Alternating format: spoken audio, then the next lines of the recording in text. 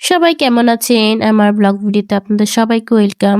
আজকে আপনাদেরকে দেখাচ্ছি একটা তড়িঘড়ি করে ম্যাজিক্যাল একটা ভর্তা, যেটা খেলে সবার মন খুশি হয়ে যাবে।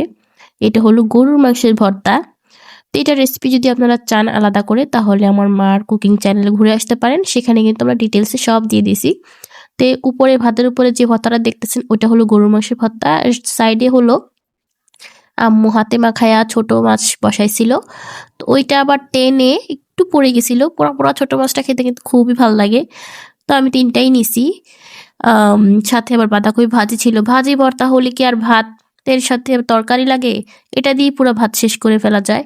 তো এখানে আমি খাচ্ছি মজা, মজা করে। গরুর মাংসের ভর্তা কিন্তু সেই লেভেলের একটা টেস্ট আনছে। বাট আমার আম্মু কি করে, গরুর মাংসের ভর্তায় সবসময় বেশি, বেশি ঝাল দিয়ে ফেলে। যার কারণে আমি বেশি খেতে পারি না। তো আম্মু বলে যে, "এই গরুর মাংসের ভর্তা সবথেকে বেশি তুই খাস, সেজন্য একটু বেশি ঝাল দিছি, যেন একটু কম, কম খাস। কারণ বেশি খেয়ে আবার পেটে গ্যাস হবে।" আম্মু এটা মজা করে বলছে যদিও, আপনারা আবার কেউ সিরিয়াসলি নিয়েন না। তো এখানে আমি বানাচ্ছি ডালপুরি। আম্মু যেহেতু আমার ফেভারিট খাবারটা বানিয়ে খাওয়াইছে, তো আমারও তো উচিত আম্মুকে একটু ভিআইপি ট্রিটমেন্ট দেওয়া। তো আম্মু ওইদিন ডাল একটু ভুনা করে রাখছিল। তো আম্মু আমাকে একদম ডিরেক্ট আদেশ দিচ্ছিল না, যদি আমি পড়তেছিলাম সেজন্য। তো আমি বুঝছি, আম্মুর চেহারা দেখে বুঝছি যে আম্মুর বানাতে একটু ভালো লাগতেছিল না। তো ভাবলাম যে উঠে আম্মুকে একটু সারপ্রাইজ দিয়ে ডালপুরি বানায়ে। কারণ আম্মুর ডালপুরি অনেক ফেভারেট। তো ঢাকা শহরে ডালপুরিটা একদম রেয়ার। আমাদের আশেপাশের দোকানগুলোতে শুধু আলু পুরিই পাওয়া যায়, ডালপুরি পাওয়া যায় না। তো আমি ভাবলাম যে আম্মুকে একটা ভালো সুন্দর মজাদার ডালপুরি বানায় খাওয়াই। তো এখানে তো যেরকম কথা সেরকম কাজ শুরু। তো আমি ডালপুরি বানানো শুরু করলাম। এখানে প্রথমে আমি ডালটা সুন্দর করে একটু আলাদা করে পেঁয়াজ কুচি করে শুকনা মরিচ দিয়ে একটু তেলে গুঁড়ো, গুঁড়ো করে তেল দিয়ে ভেজে নিছি। তারপর পুরটাকে পুড়াইয়া রাখছি। হ্যাঁ, ডালের পুরটা কিন্তু মন্ডর ভিতরে পুড়িয়ে তারপর কিছুক্ষণ রেখে দিতে হয় যাতে একটু সফট হয়ে আসে। এখানে আমার বেলাবেলির কাজ একদম শেষ, সবগুলো ক্লিন করছি।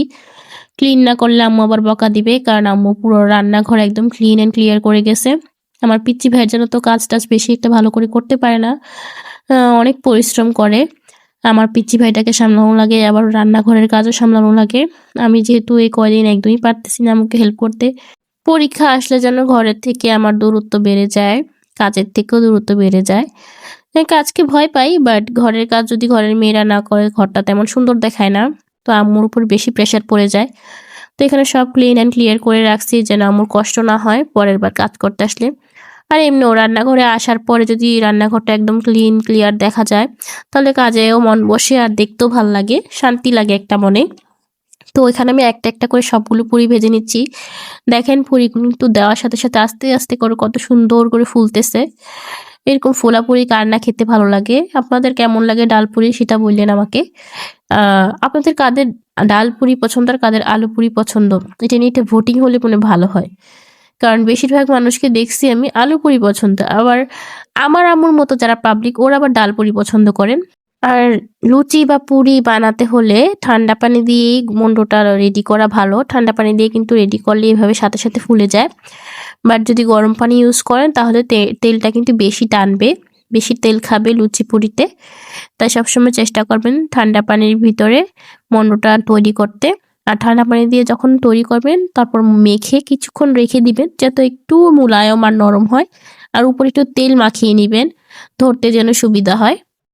আপনারা পুরি কি দিয়ে খান? ঝোল দিয়ে নাকি চা দিয়ে? আমাদের কুমিল্লায় কিন্তু পুরি চা দিয়ে খাওয়ার রেওয়াজ আছে। আমরা কিন্তু পুরি ঝোল বা আলাদা কোনো ডাল রেডি করি না। চা বানাই একদম কড়া করে লিকার দুধ চা। আর আমাদের কুমিল্লার মানুষ বেশিরভাগই চায়ের অনেক শৌখিন ভক্ত, যেটাকে বলে চায়ের ভক্ত বেশি। চাটা অনেক বেশি পছন্দ করি, বিশেষ করে দুধ চাটা। দুধ চা হলে তো আর কোনো কথাই নেই। কোনো মেহমানের বাসায় গেলে যদি বলে যে লাল চা খাবেন না দুধ চা, আমার মনে মনে বলতে ইচ্ছে হয় রং চা হলে নিজের চা নিজেই খাও, আর দুধ চা হলে দাও, সমস্যা নেই।